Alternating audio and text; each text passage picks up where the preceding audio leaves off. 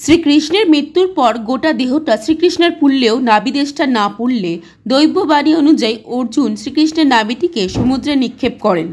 ধীরে ধীরে সেই নাভি ভাসতে ভাসতে দ্বারকা থেকে পুরী পৌঁছায়। এরপর এলো কলিযুগ। কলিযুগের বিষ্ণু উপাসক রাজা ইন্দ্রদগ্ন পুরীতে সমুদ্রে ভেসে আসা একটি কাঠ থেকে নীল মাধবের বিগ্রহ গঠন করেন, যা জগন্নাথের মূর্তিরূপে পুরীধামে পূজিত হয়। জগন্নাথ দেবের প্রধান উৎসব হলো রথযাত্রা, যা আষাঢ় মাসে শুক্ল দ্বিতীয়া তিথিতে পালিত হয়। এই দিন জগন্নাথ বোন সুভদ্রা এবং দাদা বলরামের সাথে রথে চড়ে রাজা ইন্দ্রদম্নের পত্নী গন্ডিচড়ার বাড়ি যান, যেখানে 7 দিন থাকার পর আবার ফিরে আসেন। এই যাওয়াকে মাসির বাড়ি যাওয়া বলে।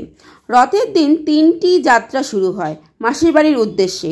প্রথমে যায় বলরামের রথ তালধ্বজা, সুভদ্রার রথ যায় মধ্যিখানে দর্পদলন ও সর্বশেষে যায় জগন্নাথ দেবের রথ নন্দী ঘোষ। রথে চড়ে এই গমনকে সোজা রথ ও প্রত্যাগমনকে উল্টো রথ বলা হয়। পুরাণ অনুযায়ী এই জগন্নাথের রথের দড়ি স্পর্শ করলে পুণ্যজন্মের সকল কষ্ট দূর হয়। রথ দর্শন করার পর দড়ি ধরে টানলে তা পুণ্য লাভ হয় ভক্তদের।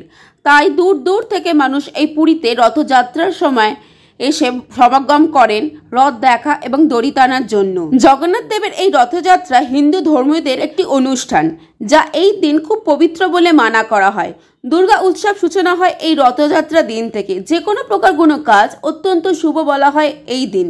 জগন্নাথ দেব স্বয়ং এই দিনে সকল কর্মকে সফলতা দেয় এবং গতি প্রদান করেন সাফল্যের। তাই এই দিন মন্দিরে বা বাড়িতে অবশ্যই জগন্নাথ দেবের পুজো বা নারায়ণ সেবা দেবেন। তবে কিছু কিছু কর্ম আপনার এই দিন আপনার বিপদ এনে দিতে পারে। কোনোভাবেই এই দিন ধার করবেন না, কারোর সম্পর্কে কুকথা বা নিন্দা করবেন না, আমিষ খাবার থেকে বর্জন থাকবেন।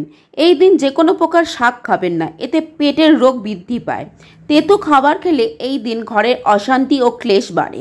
পটল খাবেন না এই দিন। কোনো প্রকার নেশাদ্রব্য সেবন করবেন না এই দিনে। রথযাত্রার দিনে ভগবানকে কিছু মিষ্টি প্রসাদ হিসাবে দেবেন এবং বাড়ির সকলে তা খাবেন এবং এই দিন গরিব দুঃখীদের কিছু মিষ্টি দান করবেন। দেখবেন ভগবান জগন্নাথের আশীর্বাদে আপনাদের জীবন মধুময় হয়ে উঠবে। অবশ্যই চ্যানেলটিকে সাবস্ক্রাইব করবেন। জয় জগন্নাথ।